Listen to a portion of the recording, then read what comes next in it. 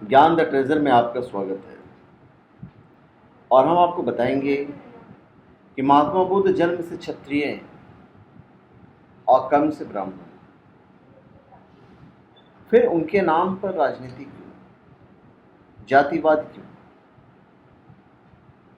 पहली बात तो मैं सबसे माफ़ी चाहूँगा कि मैं इस वीडियो के द्वारा किसी वर्ग विशेष की भावनाओं को आहत करना नहीं चाहता, बल्कि भगवान बुद्ध के नाम से जातिवाद की गंदी राजनीति करने वालों की वास्तविकता से आप सबको अवगत कराना चाहता हूँ। प्राचीन भारत में कर्म आधारित वर्ण व्यवस्था थी, जिसका वर्तमान जन्म आधारित जाति व्यवस्था कोई संबंध नहीं। और भगवान बुद्ध ने अपने व्यवहारिक जीवन में वैदिक वर्ण व्यवस्था का पालन किया है, किसी अन्य व्यवस्था का नहीं। बुद्ध का जन्म ईसा से 563 वर्ष पूर्व लुम्बिनी, मतलब आज नेपाल में है, लुम्बिनी के शाक्य क्षत्रिय राज परिवार में हुआ। उनके पिता का नाम शुद्धोधन और माता का नाम महामाया था। उनके बचपन का नाम सिद्धार्थ था और 16 वर्ष की अवस्था में इनका विवाह क्षत्रिय राज परिवार की राजकुमारी यशोधरा से हुआ था। बुद्ध के नाम से दुकान चलाने वाले छद्म बौद्ध स्वयं को मूल निवासी बताते हैं और आर्यों को विदेशी। ये बुद्धहीन आर्यों को विदेशी बताने से पहले ये भूल जाते हैं कि भगवान बुद्ध भी एक आर्य थे। भगवान बुद्ध स्वयं को आर्य कहते थे, दलित नहीं कहते थे। भगवान बुद्ध को आर्य शब्द से अत्यधिक प्रेम था। उनके 4 आर्य सत्य, आर्य अष्टांगिक मार्ग और आर्य श्रावक तो बहुत ही प्रसिद्ध थे। आर्यों की व्याख्या करते हुए भगवान बुद्ध कहते हैं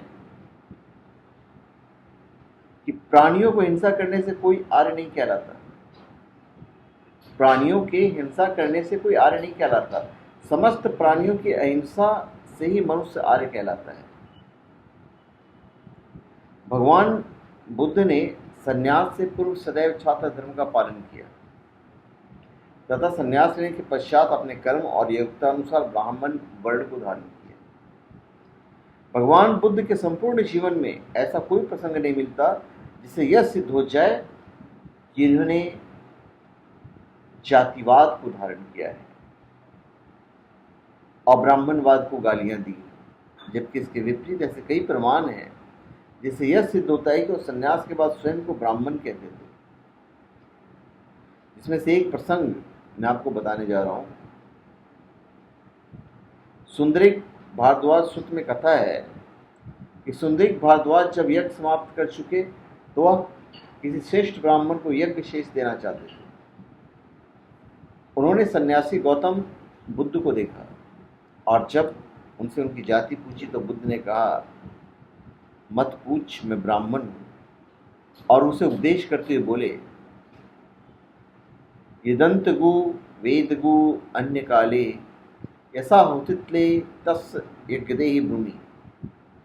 अर्थात वेद को जानने वाला जिसकी आहुति को प्राप्त करे उसका यज्ञ सफल होता है, ऐसा मैं कहता हूं।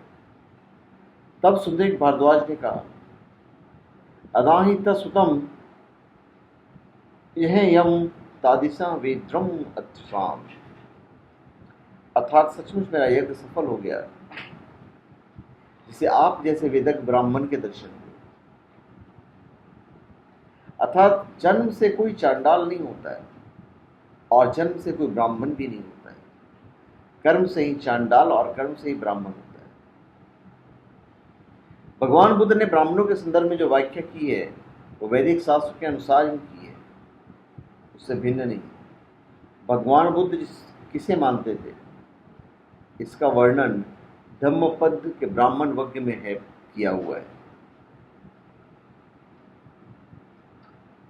न जटा से, न गोत्र से, न जन्म से ब्राह्मण होता है। जिसमें सत्य और धर्म है वही पवित्र है और वही ब्राह्मण है। जो इस प्रकार के अकर्कश, आदरयुक्त तथा सच्ची वाणी को बोले जिससे कुछ भी पीड़ा न हो, उसे मैं ब्राह्मण कहता हूं। जिसको आलस्य नहीं है, जो भली प्रकार जानकर अकथ पद का कहने वाला है, जिसने अमृत को प्राप्त कर लिया है, उसे मैं ब्राह्मण कहता हूँ। भगवान बुद्ध के उपदेशों का अध्ययन करने से यह ज्ञात होता है कि उन्होंने अपने जीवन में कभी भी जातिवाद वगैरह की बात नहीं की है और ना ही किसी को दलित बनने के लिए प्रेरित किया है। उन्होंने ब्राह्मणत्व को धारण किया तथा अन्य को भी ब्राह्मण बनने के लिए प्रेरित किया है। अतः यदि आप भगवान बुद्ध का अनुयायी बनना चाहते हैं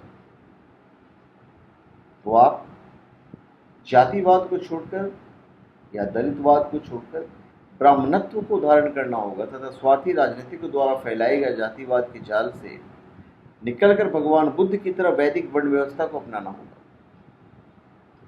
भगवान बुद्ध के उपदेश किसी जाति विशेष के लिए नहीं, बल्कि उनके उपदेश संपूर्ण मानव जाति के कल्याण के लिए है।